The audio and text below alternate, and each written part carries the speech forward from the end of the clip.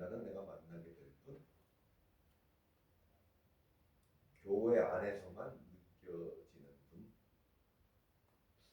또 뭐 특별한 시간에 가까워지는 분, 뭐 여러 가지 여러분 나름대로의 하나님에 대한 어떤 인식이 있을 줄 압니다. 사람들은 참 이상합니다. 눈에 보이지도 않는 하나님을 믿는다고 하면서도 늘 하나님을 멀리 두려워하는 어떤 그런 습성이 있는 것 같아요. 그러다 보니까 많은 신앙생활이 멀리 계신 하나님을 향해서 손을 뻗는 것 같은 그런 느낌을 가질 때가 있습니다. 그 반대로 그런 분들보다 조금 더 적극적이고 조금 더 열심히 있다 그럴까요? 그런 분들은, 그런 일부의 사람들은 하나님께로 가까이 나가려는 다양한 시도를 하기도 했었죠. 뭐 성경 구약 속에도 많이 볼 수가 있고요. 대표적으로 탑을 쌓아서라도 하나님께 가까이 다가가고 싶었던 사람들이 있었죠.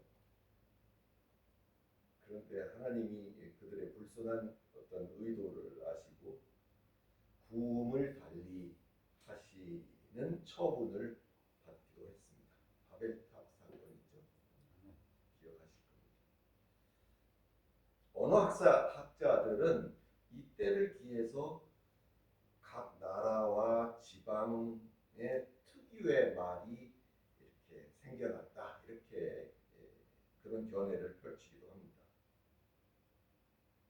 그런데 신약에서 성경이 말하는 방식은 좀 달랐어요. 복음의 핵심이 인간이 하나님께로 올라간, 인간이 하나님께로 다가간 어떤 그런 이야기가 아니라 하나님이 인간 안으로 들어오신 이야기다, 이렇게 신약은 말하고 있어요.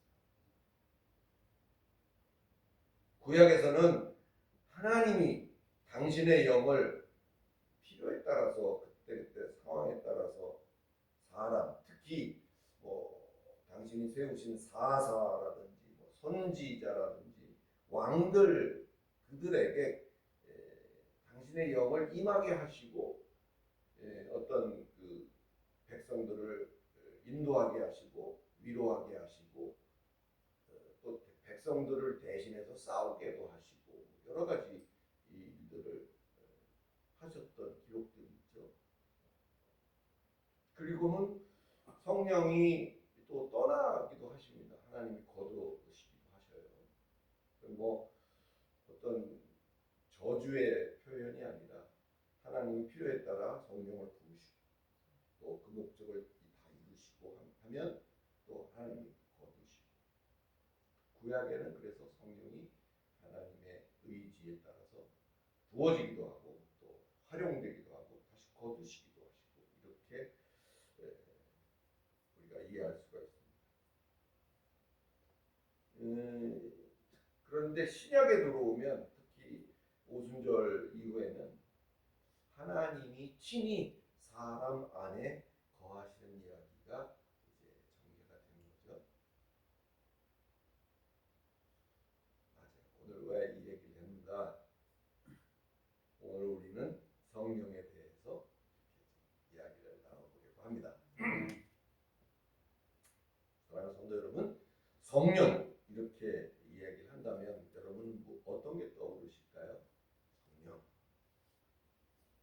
다양하겠습니다만은 방언, 능력, 뜨거운 체험, 신비적인 현상, 뭐 이런 것들이 우리 머릿속에 떠오르기도 할 겁니다. 물론 그런 장면들도 성경 안에 다양하게 기록이 되어 있는 것은 맞아요. 그렇죠? 그러나 성경이 말하는 성령의 핵심은 단순한 어떤 특정 현상만을 말하지 않습니다.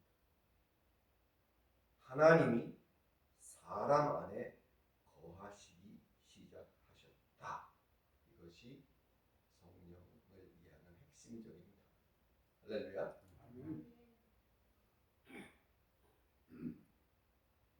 하나님이 인간 안으로 들어오신 날. 사도행전 2장은 그날이 오순절이었다 이렇게 기록을 하고 있습니다. 헬라어로 펜테코스테 이렇게 말하는데 말 그대로 이거는 50째 날 그런 뜻이에요. 펜테코스테 50째 날. 원래 이날은 유대인의 7대 절기 중에 하나였습니다. 맥주절이죠. 77절이라고도 부릅니다만 첫 열매를 드리는 그런 수확의 절기였었던 그날, 하나님은 바로 그날에 성령을 부으십니다. 왜일까? 하다 보니까 그게 딱 그렇게 되는 걸까? 새 시대가 열렸다는 것입니다. 예수께서 우리 죄를 대신해서 십자가에 다 짊어지시고 십자가에서 죽으시고 그렇게 다시 또 부활을 하셨고 그래서 우리를 살리신 거 맞죠? 그리고 부활하신 후에 40일 동안 제자들에게 나타나셔서 하나님 나라를 전파하셨고 하늘로 올라가셨습니다. 그러면서 말씀하시기를 예루살렘을 떠나지 말고 아버지의 약속한 것을 기다리라. 그런 이야기를 남기셨죠. 제자들은 그 말씀을 따라서 기다렸습니다. 기다려보신 분들은 아시겠지만 기다림이 그렇게 만만치 않아요. 그죠?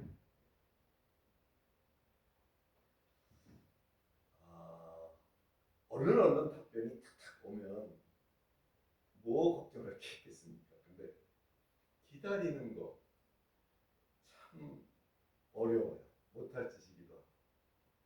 그 안에 많은 갈등이 있고 많은 일들이 있고 그죠? 그러나 제자들은 기다렸습니다. 그리고 마침내 하늘에 바람 같은 소리와 함께 성령이 임하십니다.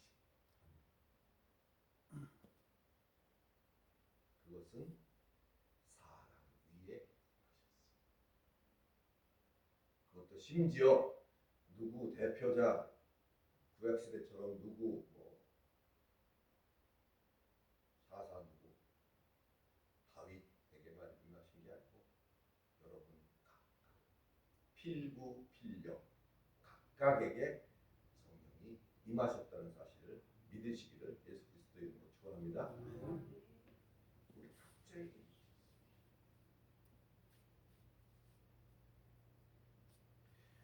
그 성자 하나님인 예수의 일련의 사건, 아까 말씀드렸던 우리 죄를 대신 짊어지시고 우리를 대신하여 형벌 받으시고 우리를 대신하여 죽으시고 우리와 함께 살아나시고 하는 이 일련의 구원의 여정을 듣고 믿어지는 우리 각각의 사람에게 임하셨다는 사실입니다.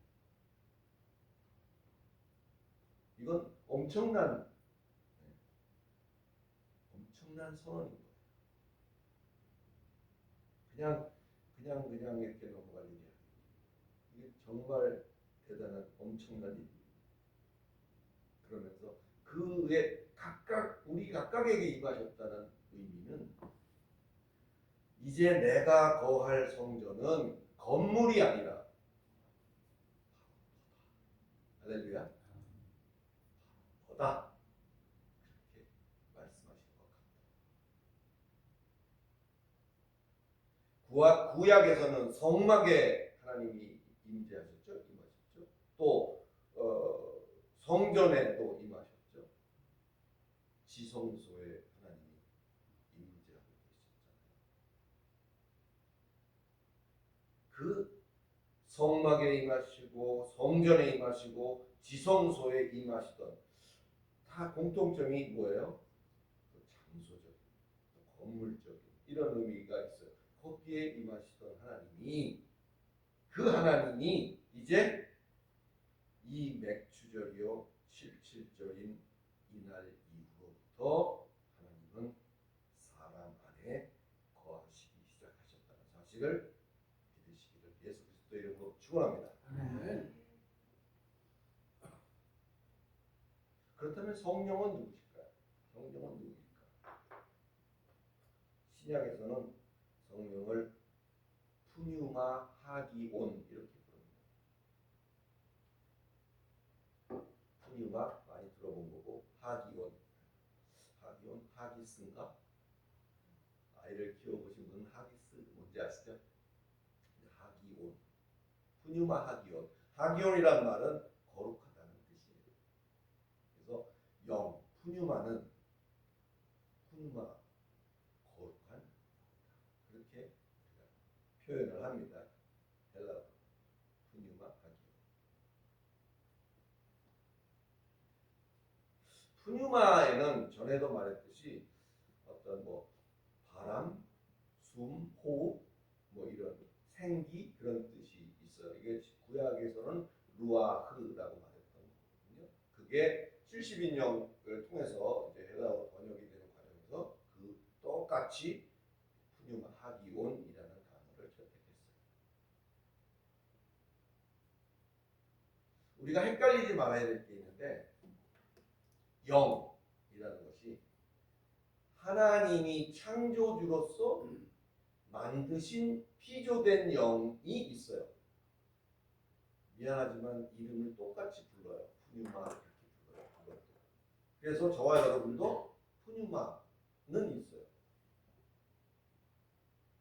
그러면 하나님이 창조주신데 하나님은 영이시니라고 말할 때도 푸뉴마를 써요. 근데 하나님이 창조주인데 하나님이 당신이 만드신 피조된 영들과 하나님이 어떻게 어떤 관계가 되는가 조금 헷갈릴 수 있잖아요. 그죠? 그래서 일각에서는 좀 구별된 말을 써야 되지 않겠나? 그런 의미에서 성신, 성령이라고 안 하고 하나님의 영, 이것은 성신이라고 부르자. 그런 시도가 있었고 처음에 우리나라에 번역 한글로 번역됐을 때 처음에는 옛날엔 다 성신 그랬어요. 근데 그게 이와 같은 것 때문에 하나님은 영이신인데 왜 성신이라고 하느냐 뭐 이런 쪽의 어떤 의견이 또 이제 수렴이 되어서 성령 이렇게 말은 했는데 그 영과 그 영은 같은 것이 아니다. 분명히 선을 그을 수 있기를 바랍니다. 누가 물어보면 헷갈려하지 마세요. 조금 더 근거를 대드리자면 스트롱 사전이라는 게 있어요. 헬라 스트롱이라는 신학자가 헬라어를 이렇게 사전처럼 영어 사전처럼 헬라어를 사전으로 쭉 이렇게 해놓은 거에 보면 거기에 6번째 항목에 지금과 같은 일반적인 피조된 영을 말하는 푸뉴마의 얘기들을 쭉 쓰고 맨 마지막 6번째에는 하나님의 영 이렇게 딱 명시를 해놨어요. 그러니까 부르고 우리가 하는 것은 똑같아요. 영 또는 푸뉴마 이렇게 우리가 부를지라도 하나님도 영이네 그러면은 아니라는 거 이해가 가시나요? 같은 단어를 쓰지만 하나님은 그와 그런 영이 아닌 하나님의 영이다. 뭐 그렇게 해서 이건 조금 구별되게 하나님의 영을 가리킬 때는 앞 글자를 대문자로 쓰자. 뭐 이렇게 해서 푸뉴마 같은 푸뉴마 하지만 작은 소문자로 쓸 때는 피조된 영들을 말하는 것이죠. 피조된 영의 대표적인 게 뭐죠? 사탄, 마귀, 역시 천사 전부 피조된 영 속에 들어가요. 뭐 천사가 교만해지고 자기가 더 드러나기 위해서 하나님과 대적하여서 이 땅에 쫓김을 받아 내려온 것이 마귀 사탄이다. 그렇게 정의를 하기도 합니다. 어찌됐든 천사, 마귀 이런 부류들은 영이라고 해요. 그러니까 육을 가진 영혼 육으로 돼 있잖아요. 우리가 육을 가진 우리는 육신의 우리가 담겨 있는 그 이상은 그들은 우리의 적수가 되지 못하죠. 우리보다 훨씬 더 강하고 어떤 능력적으로도 탁월한 존재들이 영의 존재들입니다. 그런데 그 영이 어떻게 됐어요? 하나님이 만들어 하나님의 권한 아래 있는 영이 그들이다. 하나님은 영이시니라고 할 때 그 영은 그것과는 부르고 듣고 말하는 것은 똑같지만 그 영과는 다른 하나님의 영을 별도로 푸뉴마 영이라고 부르기도 한다. 잠시 이야기를 하다가 옆으로 헷갈리지 않으실 수 있죠? 창세기에서 하나님이 아까도 얘기했습니다. 루아흐라고 그때는 했었는데 하나님이 흙에 생기를 넣으셨죠. 어느 부분을 통해서 넣으셨죠? 코에 생기를 넣으셨다고 성경에 나와 있어요. 그런 걸 보면 참 재밌어요. 왜 하필 코에다 넣으셨을까?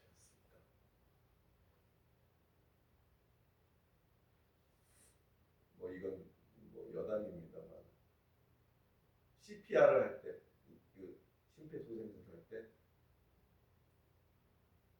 코에다 안 하고 우리 입에다 하죠. 기도 확보가 훨씬 더 거기가 나았었던 것 같아요. 원리적으로 보면 사실 코에다 부르면 되는 게 맞지 않나. 하나님이 흙에 생기를 불어넣으셨을 때 사람이 생명이 되었던 거 기억나시잖아요.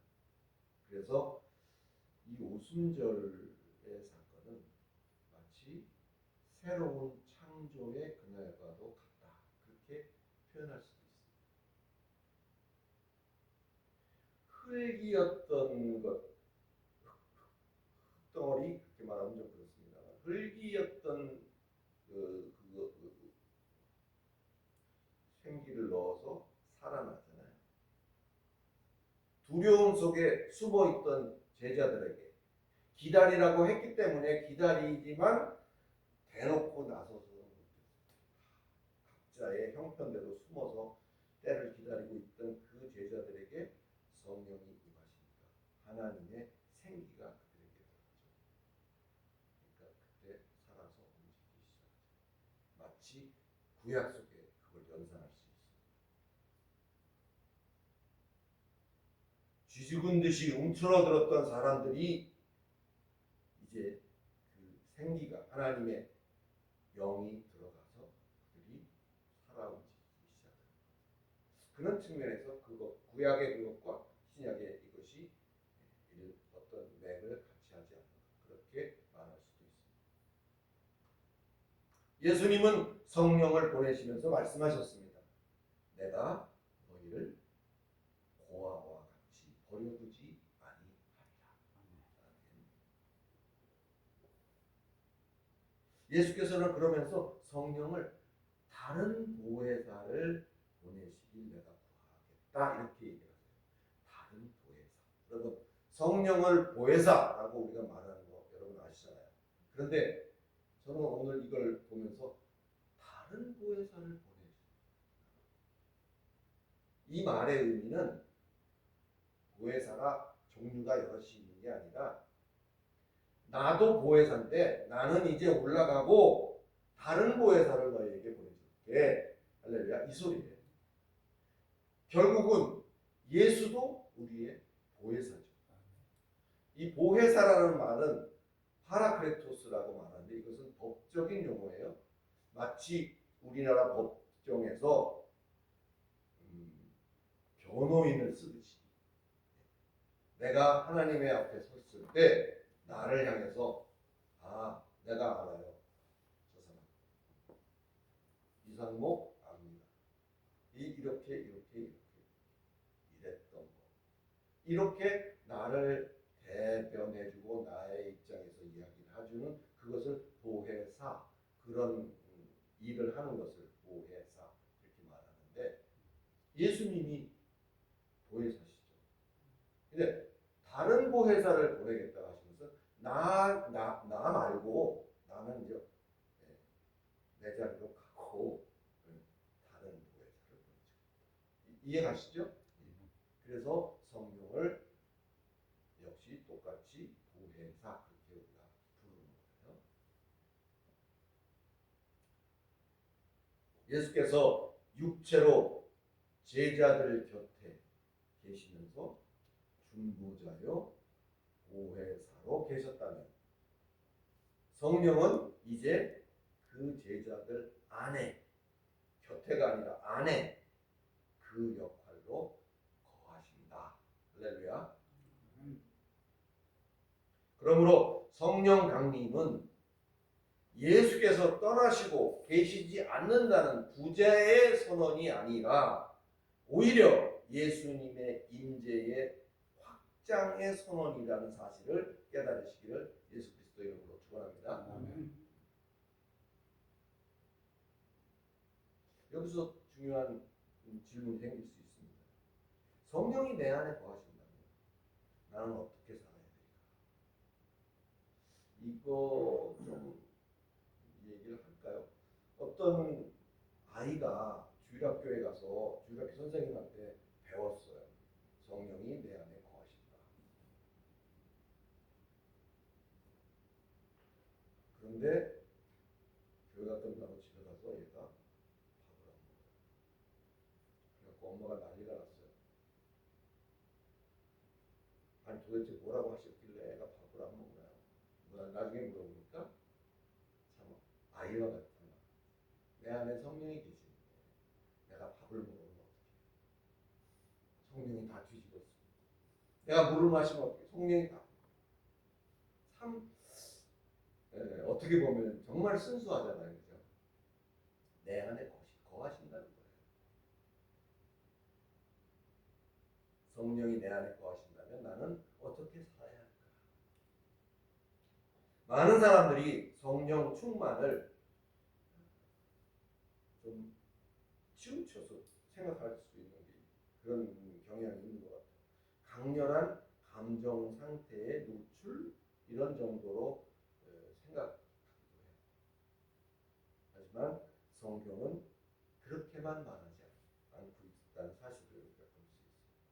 성령 충만의 핵심은 누가 삶의 중심인가, 이것이 성령 충만의 핵심이라는 사실을 그것과 아울러서 같이 이해하시고 깨달아 주셨으면 좋겠습니다. 성경은 말합니다. 술 취하지 말라. 오직 성령으로 충만함. 그죠? 술이 사람을 지배하듯이 성령이 나를 지배할 수 있도록 성령께 삶의 방향을 내어드리는 상태, 그것이 성령 충만이라는 사실을 아울러 깨달으시기를 다시 한번 예수 그리스도의 이름으로 축원합니다. 어떤 단칸방에 살던 사람이 이제 큰 새 집으로 이사를 갔다고 쳐봅시다. 근데 이사해도 이 사람은 이사한 뒤에도 계속 창고같이 허름한 조그만 방에서만 생활을 했어요. 부엌도 뭐 아주 그걸 뭐라 그러죠? 싱크대가 이쪽에 있고 이쪽에 갑자기 그 단어가 생각이 안 났어요.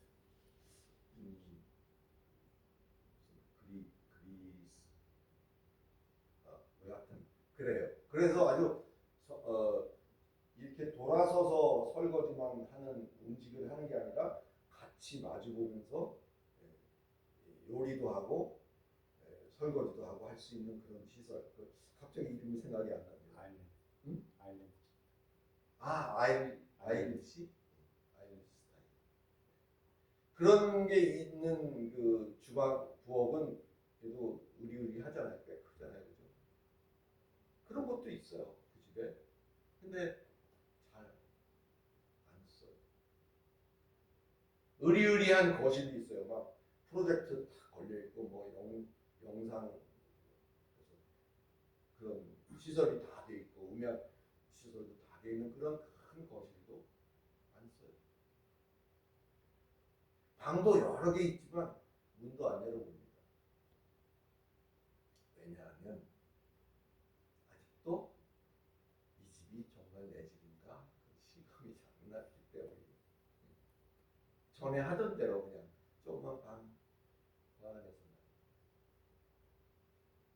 아직도 이 집이 내 집인가 이게 꿈만 같고 확신이 서질 않았기 때문에 행동도 이렇게 스스로 제약을 하고 있는 거예요. 사실 집주인은 이미 열쇠도 내줬고 모든 권한도 내줬고 편하게 하라고 이야기도 했는데 그 사람은 여전히 그 작은 방에서만 살아갑니다. 어때요? 답답하죠 좀, 그죠? 신앙생활도 이와 비슷한 때가 있습니다. 성령께서 우리 안에 거하시는데 우리는 여전히 두려움의 방, 정죄의 방, 자기 힘의 방, 옛 습관의 방, 그 안에 갇혀서 살고 있는 건 아닐까. 한번 스스로에게 물어보실 수 있기를 바랍니다. 성령 충만은 하나님이 계시지 않기 때문에 하나님이 안 계셔서 뭔가를 하나님이 계시도록 하기 위해서 내가 해야 될 어떤 액션이 아니라 이미 내 안에 내주하시는 하나님께 내 삶의 방방이 문을 열어드리는 것이라는 사실을 세상 기억하시기를 예수 그리스도 이름으로 축원합니다. 아멘. 내 안에 거하시는 하나님께 내 방에 내 이 구석구석에 다 열어드리고 내 안에 거하시는 하나님과 함께. 사랑하는 성도 여러분, 그런데 성령이 내 안에 들어오신다고 해서 성령이 내 안에서 그러면 나의 일거수일투족을 통제하고 이렇게 해서 나는 사라지고 성령만 남는 건가? 이런 생각을 할 수도 있죠. 성령이 내 안에 거하신다고 해서 갑자기 내 인격이 달라지거나 사라지는 것은 아니에요. 하나님은 우리를 지워버리기 위해서 오신 것이 아니라 죄로 말미암아 뒤틀린 우리를 회복하게 하시기 위해서 오셨다는 사실을 믿으시기를 바랍니다. 아멘. 성령은 우리 안에 거하시면서 우리를 기계처럼 조종하려는 게 아니라 오히려 우리를 깨우치시고 우리를 비추시고 우리를 설득하시고 우리로 하여금 어떤 것이 생각나게 하시고 우리를 찔러 깨닫게 하시는 그 성령님. 할렐루야. 아멘. 헬라어 피스티스라는 것이 믿음이라는 말이에요. 믿음이라는 말을 피스티스 이렇게 말합니다. 근데 이 단어가 설득되어지다. 뭐예요? 설득되어지다.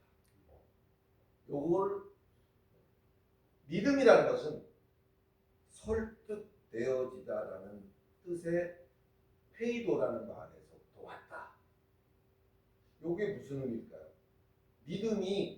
믿음은 설득되어진, 영어로 말하면 persuade 이렇게 말하는데 영어까지도 치우고 설득되어진 결과물이에요.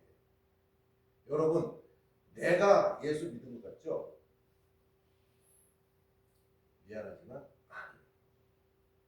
믿음은 들음에서 나지만 내가 믿음이라는 것이 내게 있다면 그것은 여러분 거예요?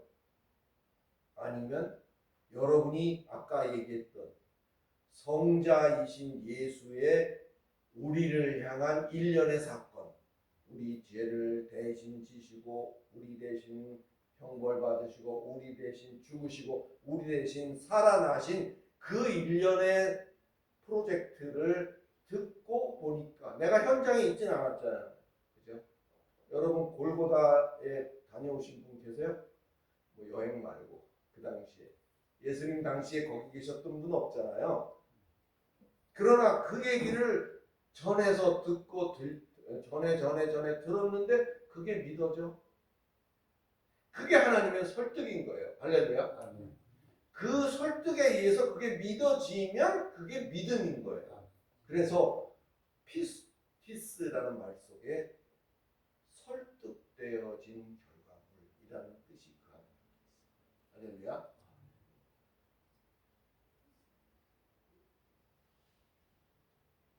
그 믿음은, 우리의 믿음은 내가 자발적으로, 내가 의도적으로, 내가 억지로 만들어낸 결심, 결단, 이것이 아니라 하나님에 의해서, 성자 하나님이건 뭐 성부 하나님이건 이 다 성부 하나님이 혼자 하시는 것도 아니에요. 그죠? 삼위로서 각각의 맡은 바 역할을 하신 거잖아요.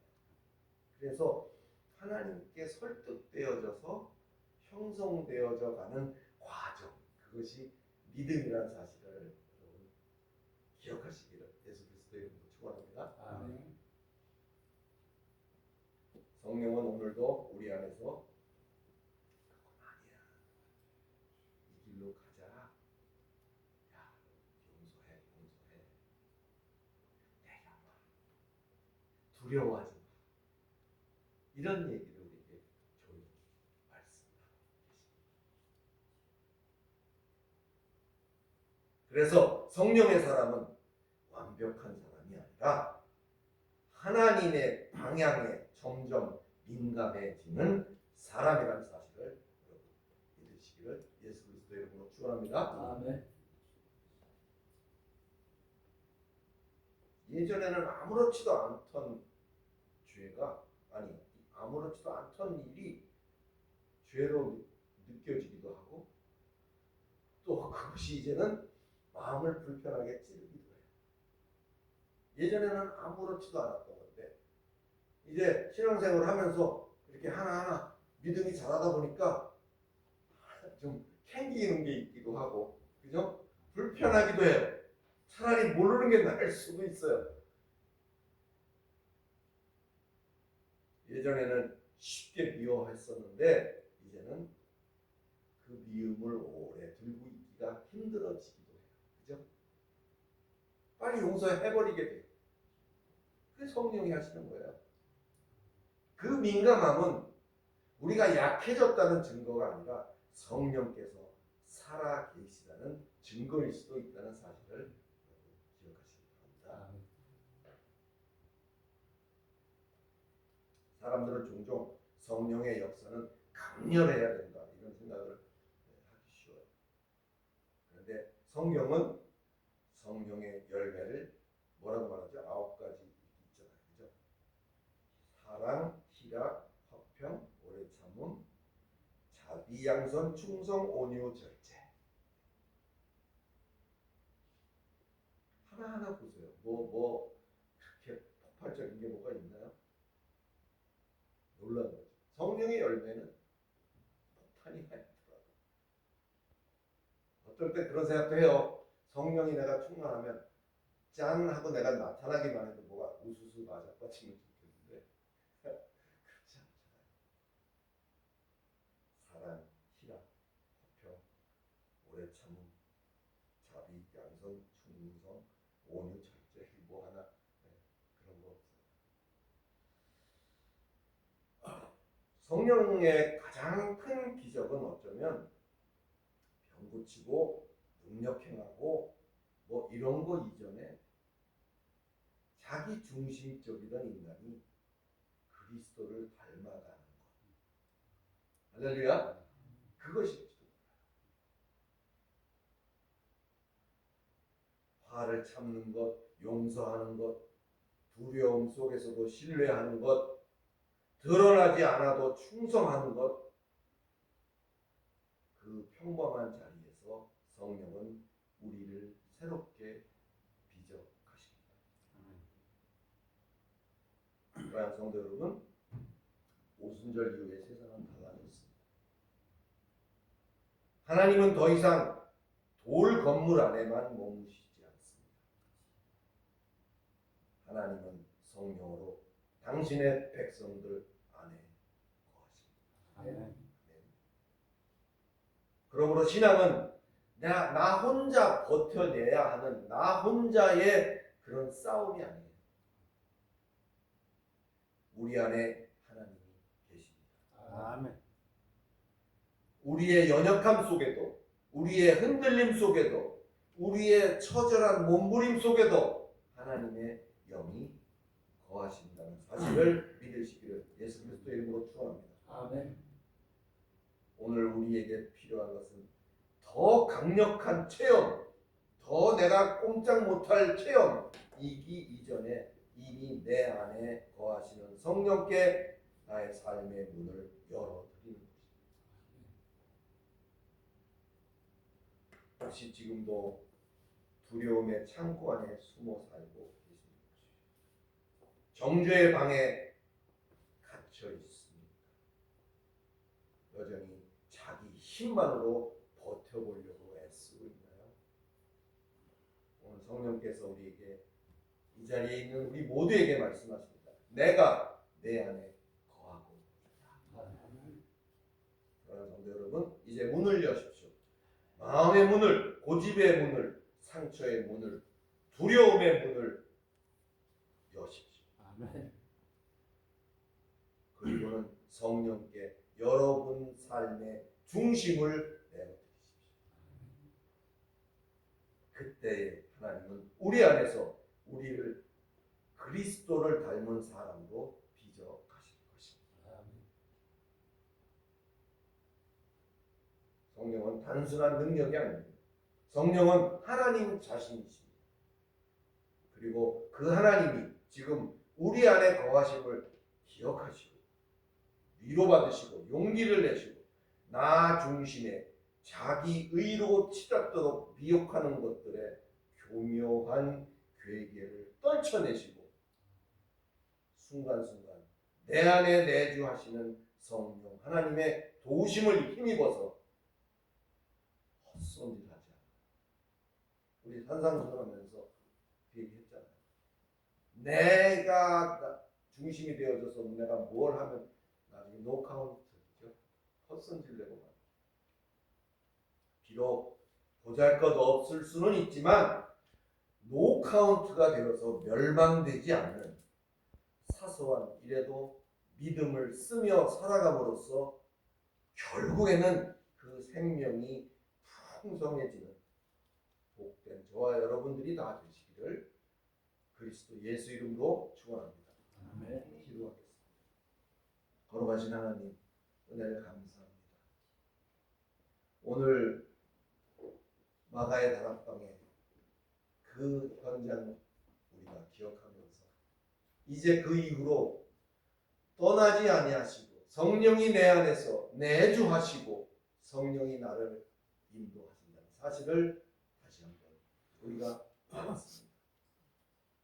이제 더 이상 혼자 외로운 싸움을 멈추게 하시고 내 안에 성령과 함께 동행함으로 동거함으로 동락함으로 힘든 삶의 여정들을 잘 알아이 알곡으로 열매를 맺어 갈 수 있는 복된 숨쉬는 교회 모두가 될 수 있도록 하나님 도와주시옵소서. 예수 그리스도 이름으로 기도드리옵나이다. 아멘.